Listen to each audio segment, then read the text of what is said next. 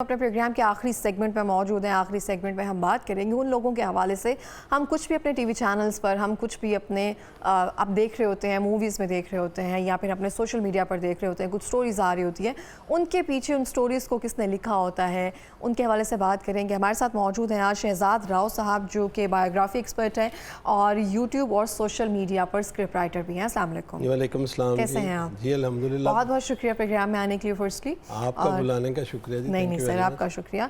अच्छा सर, मैं आपसे जानना चाहती हूँ कि आप बायोग्राफिक भी लिखते हैं और उसके बाद स्क्रिप्ट राइटर भी हैं, ट्रैवलिंग का भी आपको बहुत शौक़ है, इस तरह के बहुत सी और भी सारी चीज़ें हैं जिसको अगर हम बताने के लिए बैठें तो टाइम काफ़ी लग जाएगा, तो हम स्पेसिफाई करते हैं इसको।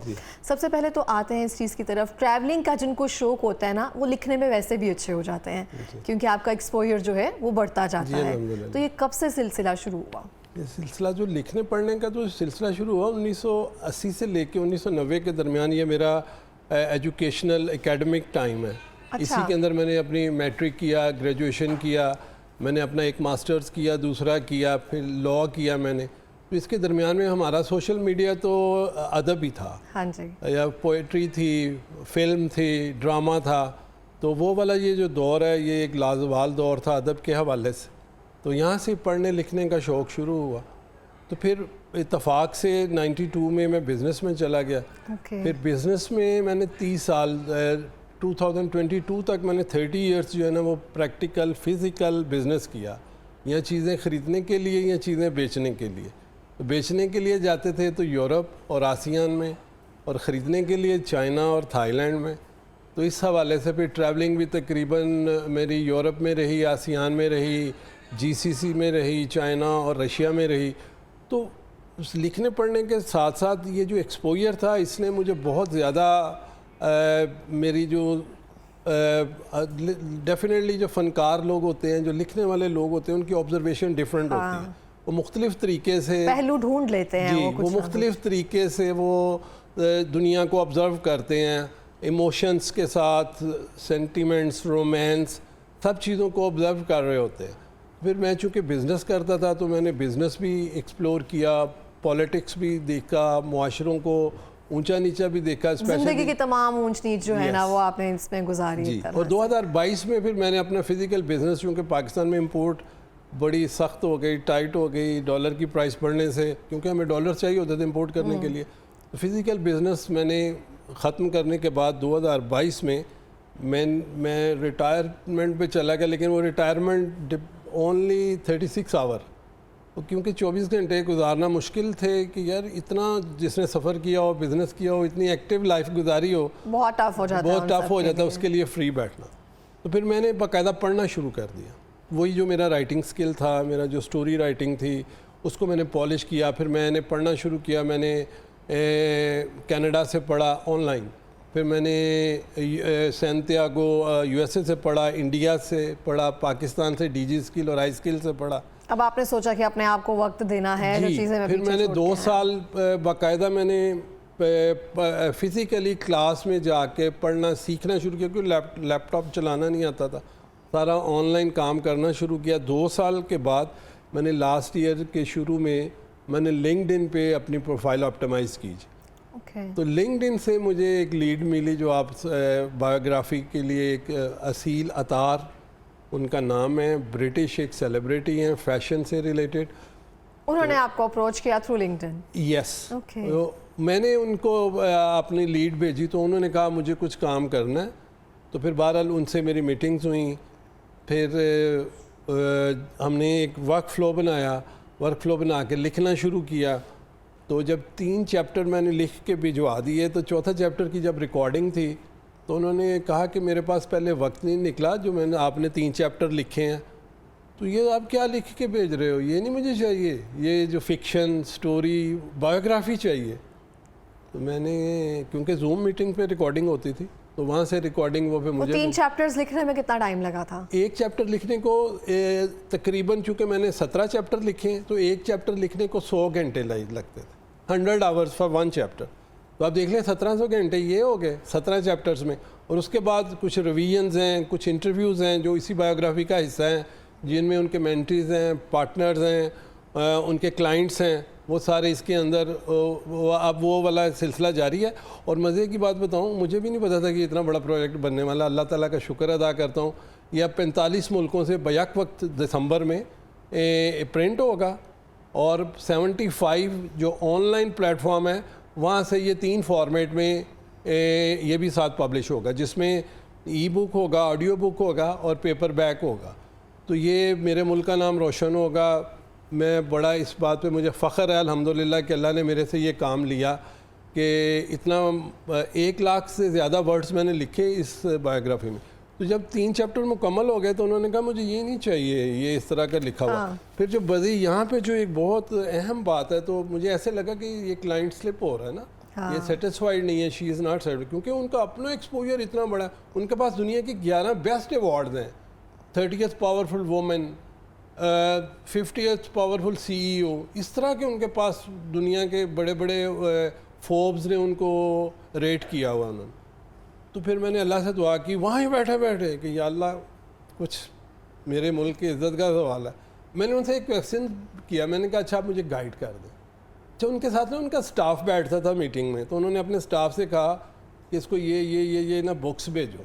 तो मुझे उन्होंने ये कहा कि आप ये पढ़ें किताबें, ये बायोग्राफीज़ की किताबें भेज रही हूँ, इनको पढ़ें, देखें कहाँ पे क्या आपको फीलिंग्स आती हैं, क्या बेहतरी हो सकती है। उन्होंने क्या कर दिया, उन्होंने आपको शायद यहाँ पाकिस्तान में कम लोगों को पता होगा, CNN के एक एक्स प्रेसिडेंट है, उनका नाम है वॉल्टर अजिक्सन। उन्होंने 6 बायोग्राफीज लिखी हुई हैं, जिनमें काबिल ज़िक्र बायोग्राफी उनकी स्टीव जॉब्स की और एलन मस्क की है। जो स्टीव जॉब्स की बायोग्राफी है वो 700 तकरीबन सफ़ात हैं और 30 लाख कापियाँ उसकी बिक चुकी हैं। फिर 2023 में या 22 में उन्होंने एलन मस्क की लिखी, वो उन्होंने मुझे 700 वर्ड्स की वो और उसके अलावा भी 4 और किताबें भेज दी, जिसमें नेल्सन मंडेला की भी शामिल। अब जब मैंने उनको पढ़ना शुरू किया, कुछ राइटर उसमें इंडियन राइटर थे, तो वो तो मुझे समझ आ रहा था, वो मुझे पता लग गया कि यार इनसे बेहतर मैं अल्हम्दुलिल्लाह लिख रहा हूँ। लेकिन जो वाल्टर अजिक्सन ने लिखा हुआ था वो उसके जार्गन्स सारे अमेरिकन्स थे, उनके स्लैंग्स सारे अमेरिकन्स थे, तो कुछ समझ नहीं आता था कि यार ये। बहरहाल मैंने 1 महीना मैंने दिन रात लगा के अर्क रेजी करके उसमें से फ़र्क निकाला, what is the difference between biography and between fiction writing. Fiction में स्टोरी आती है, नावल आता है, स्क्रिप्ट आता है, आपकी फिल्म आती है, इस तरह की। तो उसमें से मैंने फिर जब वो निकाला और फिर वहाँ से मैंने कुछ उनको वर्ड 750 वर्ड्स का मैंने लिख के भेजा। फिर she clapped and she happy कि यार हाँ ये ठीक है। लेकिन ये हम बताने में 2 से 3 मिनट में वो पूरी एक जर्नी को हम बता रहे हैं, डिस्क्राइब कर रहे हैं। कोई भी काम करने के लिए मुझे लगता है तमाम यंगस्टर्स के लिए एक बहुत बड़ा पैगाम है। हमें लगता है पक्की पकाई ना हमारी प्लेट में सारा कुछ आ जाए। आज लिंक्डइन पे यहाँ पर हमने कहीं पे भी अकाउंट बनाया है तो कल ही हमें क्लाइंट आए, हम थोड़ा सा काम करें और हमारे पास डॉलर्स आ जाएं। हालांकि ऐसा नहीं होता, आपकी जितनी मेहनत है ये। मैं आपको एक अर्ज़ करता हूँ, चूँकि मैं अब बाकायदा इसको मैंने अपना कैरियर ऑन किया है, प्रोफेशन। पाकिस्तान में सोशल मीडिया पे ना ये एक लफ्ज़ बोला जाता है फक्की बेचने वाले। इन्होंने ना इसको बहुत ग्लोरीफाई कर दिया। जो मैंने इसका नेचुरल निकाला है वो ये निकाला है कि जो बंदा कहता है ना ये 3 महीने में हो जाएगा, उसके आगे 3 साल लगा लें, यानी वो 3 साल में पॉसिबल है। जो साहब कहते हैं ना कि मैं 6 महीने में ये हो सकता है, तो इसका मतलब है वो 6 साल में होगा। जो ये कहता है ना 1 महीने में होगा, इसका मतलब है वो 1 साल में होगा। लेकिन शर्त ये है कि आपको उसमें कंसिस्टेंसी से काम करना पड़ेगा, वो फिर 3 साल में होगा। कोई भी काम है अगर आप मुस्तकिल मिजाजी के साथ नहीं कर रहे हैं तो मुझे नहीं लगता उसमें आपको कामयाबी जो है वो जल्दी से मिल सकती है। जैसे मैंने आपसे अर्ज़ किया कि जो मैंने पहले 3 चैप्टर लिखे थे वो फिर मैंने दोबारा लिखे, एक 300 घंटे माइनस हुए, फिर मैंने 300 घंटे लगा के वो 3 चैप्टर दोबारा से लिखे। लेकिन आपने हार नहीं मानी उस चीज़ को। ये जो बुक हमारी अब दिसंबर में आ रही है, बायोग्राफी जो दिसंबर में आ रही है, वो किस नेम से है? उसका नाम है शॉप फ्लोर टू CEO। एक ऐसी खातून जिसने एक शॉप फ्लोर से, एक सेल्स गर्ल से अपना कैरियर स्टार्ट किया था और उसने आखिरी जो उनकी जॉब थी वो दमास, जो GCC का हीरे जवाहरात और सोना बेचने का, बहुत पूरे GCC के 8 ममालिक में या 7 ममालिक में उनकी 200-250 ब्रांचेज हैं, उनकी CEO वो रिटायर हो। कितनी ऐसी जर्नी थी कि यार मेरे लिए सीखने की ऐसी बातें थी। उसमें से एक मिसाल मैं अपने देखने वालों के लिए पेश करता हूँ, जिसने मुझे बहुत ज़्यादा मुझे इनकरेज किया कि यार ये बिज़नेस के अंदर नए आइडियाज़ जो कैसे रिफ्लेक्ट करते हैं, बिज़नेस को कैसे बड़ा करते हैं। जब वो हैरल्ड्स में उन्होंने अपनी पहली जॉब की, जो लंदन का 80s का दुनिया में जितने भी अमीर कबीर लोग थे, जितनी भी दुनिया की एलीट थी, वो हैरल्ड्स लंदन में जाके शॉपिंग करती थी। तो वहाँ पे उनकी पहली जॉब थी। तो उन्होंने मोहम्मद अल फ़ायद, एक मिस्री, एक डियाना के जो एक फ्रेंड थे जिनके साथ एक्सीडेंट में उनकी डेथ हुई, उनके वालिद, वो दोदी अल फ़ायद थे जो डियाना के साथ एक्सीडेंट में जिनका जो हलाक हुए, उनके वालिद थे मोहम्मद अल फ़ायद, वो उसके ओनर थे। वो कह रहे हैं कि वो इतने इंटेलिजेंट थे, उन्होंने एक ऐसा आइडिया जनरेट किया जिससे परेशानी तो हुई शुरू में, लेकिन बाद में उसने बहुत ज़्यादा उस बिज़नेस में फ़ायदा दिया। उन्होंने, क्योंकि हैरल्ड्स में फ्लोर्स काफ़ी हैं, उसके अंदर 300 दुनिया के बेहतरीन ब्रांड्स लगे हुए थे और पूरी दुनिया की जो एलीट थी वो बार बार के जहाज़ों में आती थी वहाँ से शॉपिंग करने के लिए। वो एक ऐसी डेस्टिनेशन थी, इतना बड़ा ब्रांड था हैरल्ड्स। अच्छा, वो उन्होंने वहाँ के जितने भी वॉशरूम्स थे ना, उनके अंदर फ़ीस लगा दी one pound for one use. तो बड़ा शोर मचा के ये कैसे मुमकिन है, आप क्लाइंट के को आप ब्लैकमेल कर रहे हैं, क्लाइंट से पैसे ले रहे हैं, आप एक पाउंड ले रहे हैं। तो वो जब उन्होंने जो वॉशरूम अंदर से जो तज़ीनो आराइश की, वो कोई ऐसा था जैसे 7 स्टार था। उसके अंदर उन्होंने पूरी जो खुशबुआत थी, जो स्किन केयर की प्रोडक्ट्स थी, जो जो जितनी भी खूबसूरत जो टॉयलेटरी थी वो रख सकते थे वहाँ पे, उसके अंदर उन्होंने सजा दी थी और उसका एक अलग से उसको डेक्योर दिया था वॉशरूम को। तो जैसे भी कोई उसको यूज़ करके 1 पाउंड दे के अंदर जाता था, तो अंदर जाके तो वो परेशान हो जाता कि ये सारा कुछ तो मेरे घर में भी नहीं है। तो वो बाहर आके वो जो चीज़ उसने अंदर से इस्तेमाल की और उसको अच्छी लगी और वो शॉपिंग भी करता। यानी ये क्रॉस सेल का एक इतना शानदार आइडिया वो मैंने लिखा भी इस बुक में, और बड़ा ही मुझे वो लिख के मेरे लिए वो एक, हालांकि मैंने सारी ज़िंदगी बिज़नेस किया, लेकिन देखिए कितनी छोटी छोटी चीज़ें आपको कितना बज़वर्ड क्रिएट करती हैं। ये उनका आइडिया था। कहने लगे उसके बाद लोग सिर्फ वॉशरूम यूज़ करने के लिए ही आ जाते थे, लेकिन उससे भी हज़ारों पाउंड की डेली की इनकम भी होती थी और हमारी चीज़ें भी सेल होती थी। तो ये पाकिस्तान में या दुनिया में मैंने और किसी जगह पे ये आइडिया नहीं देखा। ये मैंने उस बुक में लिखा जो उन्होंने मेरे साथ शेयर किया जी। बहुत ज़बरदस्त, बहुत अच्छा लगा आपसे बात करके, और जिस तरह से आपकी जर्नी आपने बताई है, अब आकर दोबारा से आपने अपने करियर और प्रोफेशन की स्टार्ट लिया है, और बहुत ही ज़बरदस्त स्टार्ट लिया आपने, और बहुत सारी बेस्ट विशेज़ हैं आपके लिए। कोई पैगाम देना चाहेंगे? जी, पैगाम तो मेरा यंगस्टर्स के लिए तो ये है कि यार, क्योंकि डिस्ट्रैक्शन इतनी है, मेरे जैसा बंदा भी जब मोबाइल खोलता है तो पढ़ना कुछ होता है, देखना कुछ होता है, आधा घंटा निकल जाता है, आगे से कुछ और बंदा किसी और रुख पे चला जाता है। लेकिन जो सबसे अहम बात है कि आप यंगस्टर्स के लिए तो ये है कि यार प्लीज़ फोकस और कंसिस्टेंसी, और कुछ नहीं। तीसरी तो कोई बात है ही नहीं है। जो मैंने अपनी सारी ज़िंदगी में एक्सरसाइज की ना, मैंने पहला 1 लाख कमाया था, 10 साल लगे थे उसमें, 10 ईयर्स।